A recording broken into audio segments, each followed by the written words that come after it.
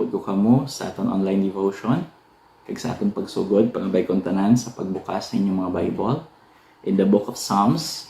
Gabasahon naton chapter 73 from verse 25 and verse 26. Hambal sa pulong sa Ginoo, whom have I in heaven but thee? And there is none upon earth that I desire beside thee. My flesh and my heart faileth, but God is the strength of my heart and my portion forever. Before kita magpalayon mga muyatanay, let's pray. Our gracious God, Heavenly Father, we are grateful for this day that you have given us the privilege to listen to your word. May your word be a significant blessing to us, Ginoo, that will change our hearts into becoming more like your Son, Jesus Christ. Tuitiye kami, Ginoo, sa among pagtuon, kabay, Ginoo, i-apply ginamon ni sa among kabuhi, kaga agi sa among kabuhi, Ginoo, ma-share namon ang gospel sa mga tao sa palibot namon. Thank you, Lord God. And again, Ginoo, ginabalik namon sa iyong pagdayaw. In Jesus' name pray. Amen. Ang title sa aton na sermon or devotion is Contentment Magnifies Grace. Kung ito bala, kung sa Ginoo, kita tanan, when we are growing up, we are people who keeps on seeking what gives us joy and pleases us. Wala kitaya sang tion sa aton kabuhi, sa nagagrow kita nga we are selfless. We are doing everything for the sake of ourselves. When we are a child, diba, hibi lang kita sang hibi, kay para bala kita, may mabato nato na attention, kung gagutom kita, nauhaw kita, amo naton ginahimo, no? So until to the point nga nagadako kita, amo gina-consider na naton nga we are the king of our life, no? Kaya ang aton attitude towards others is dapat i-please nyo kami or i-please mo kami, no? Or mo ako, no? So amo gina ang tendency naton. Yet kung tanaw to bala, through time, we get to know this truth. That the God who created the world came to this world and paid for our sin. Again, kung tanaw to bala, ang amo ng idea that concept alone, makahatag sa taon sang hit in the back. A reminder nga kung ang Ginoo gani nga tag-iya sang kalibutan nagkarediri para bayran ang kasalanan sang tao, kita paihan nga kita creation lang, panumdomon naton highly ang aton kaugalingon labi pa sa Ginoo nga siya gani napatay sa cross para sa aton. Hari siya sang tanan, yet he do it because of his obedience sa Amay kag his love for others. Love for us nga nga iya nga mga kauturan. So, amo na bala, that is the moment guro sang kabuhi naton nga na-realize naton, I should not be selfish. I should not focus on myself. Instead, focus on the Lord. Because God is faithful. God is magnificent. God is so loving. He is so generous. Nga, bisan we are once enemies. Kontra niya kita. We don't deserve anything from Him. Every day of our life, we are being provided. And God is giving us everything that we need. And amunang time nga mag-start ang tigipusoon nga maging content kita sa tanan or contented kita sa tanan nga ginaaman sa aton sa Ginoo. Kaya amuning gusto ko ipag-center ang aton heart subong nga aga, no? Contentment magnifies grace. Kaga that is the only way, no? So balik kita sa passage, no? Sa verse 24 hamba niya dire, 25, whom have I in heaven but thee? And there is none upon earth that I desire beside thee. So si Isaac dire, gasiling siya nga wala na sang iban pa nga makahatag sa akon sang kalipay kundi ikaw lang. Kaga subong in verse 26 makita naton nga hindi siya pwede ka rely on certain things. Kag dapat ang heart niya lang gid sa Ginoo lang. And maybe amo maning naton subong, no? The first point is don't trust yourself or your flesh. Don't trust your flesh. So ang first niya hambaya dire, my flesh and my heart faileth. So first, don't trust your flesh. Why? Because the flesh will always be or will never be satisfied. No? So if your aim is to be contented with your life, because if you really want to have a happy life, you need to be contented. Because kung hindi ka maging contented, kag you are fleshly, you are focused on the flesh, then more probably hindi ka gid maging malipayon sa kabuhi mo until to the point of your death. No? Hindi inay ma-satisfy. Nga man, because kung nag-focus ka lang sa imo flesh, you always seek something more than what you have. Diba? Like kunyari, kung may bago, nagbakal ka cellphone, dugay-dugay pa mo, ay, dudaan naman mabakal man ko bago. Diba? So, nigalong ka naman sa bago nga butang. Tapos, pag nabakal mo naman then may, pagka next year may bago naman, malong ka naman sa bago naman na gani. Hindi kagid maging malipayon. No? So, ang concept diri ni Isaac is that ginatulok niya ang Ginoo lang gid ang iya kalipay nga aman because kung saligan ko akong kagalingon ang akong flesh, more probably hindi ko gid maging malipayon. Hindi ko gid ma-appreciate kung ang kaayo nimo Ginoo, ang imo bugay, no? Hindi ko gid ma-appreciate. Amo gani, no? Hindi mo ma-appreciate ang grace ng Ginoo kung nag-focus ka sa imo flesh, sa imo nga mga panginahanglanon, sa imo mga desire. Gusto mo isik ang mga butang nga makahatag kalipay sa imo. Diba? Kaya hindi niya permanente. No?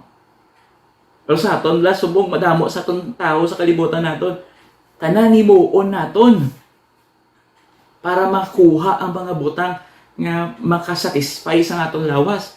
But the end of the day, realize natin that it is not worth it.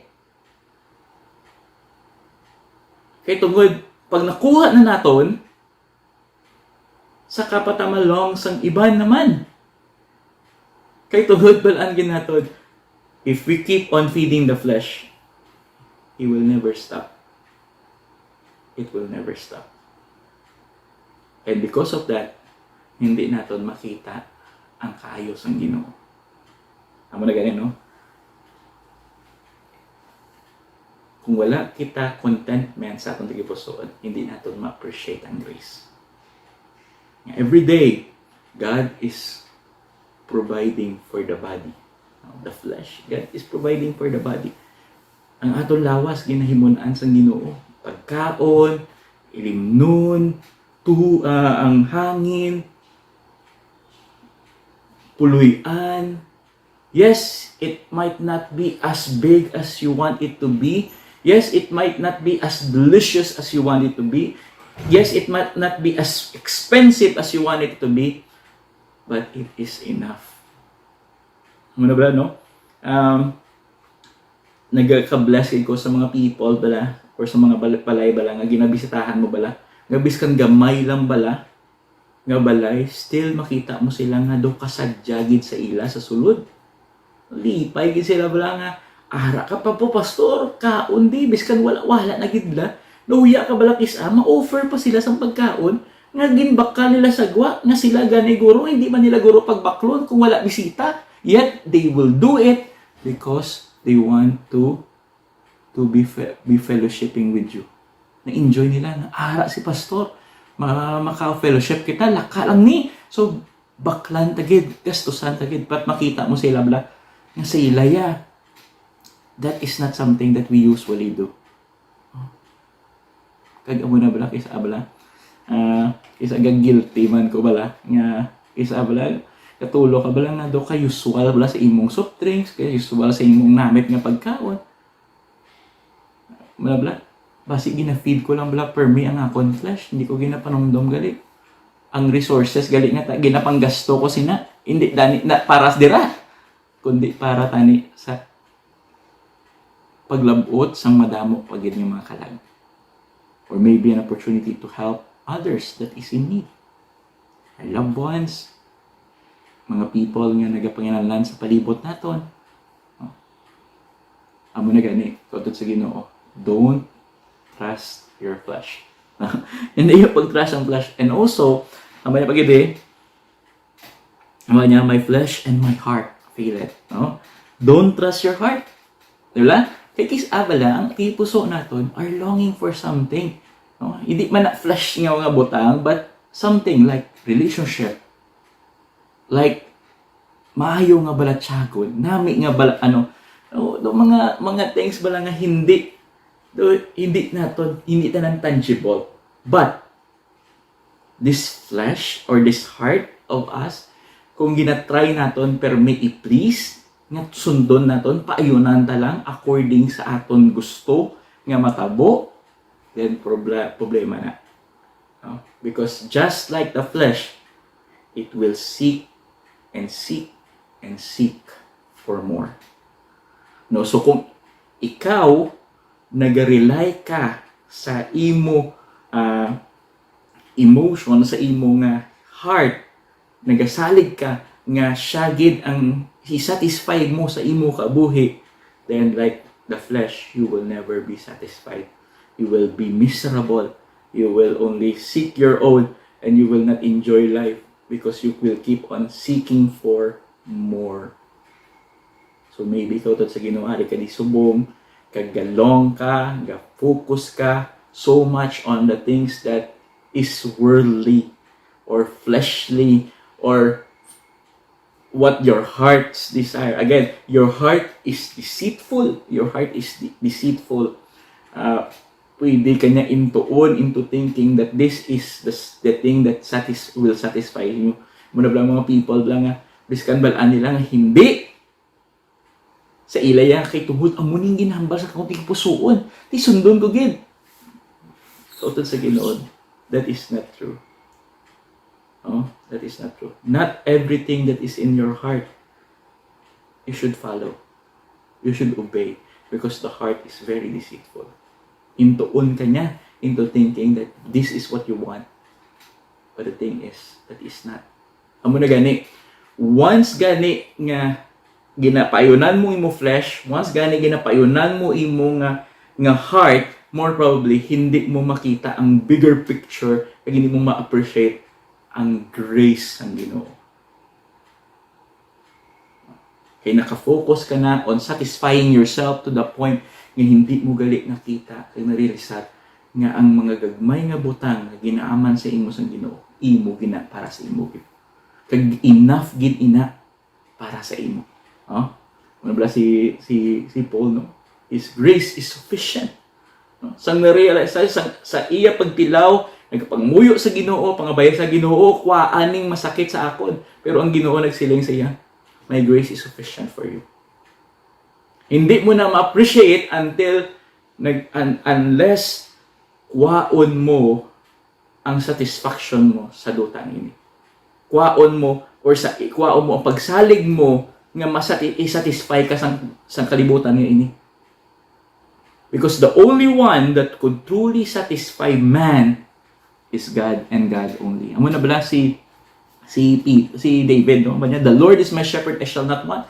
And the same way, ginasiling man ni isang iya nga bata nga si Solomon, vanity of all vanities are vanities. So makita naton nga biskat ano gali ang miara ka.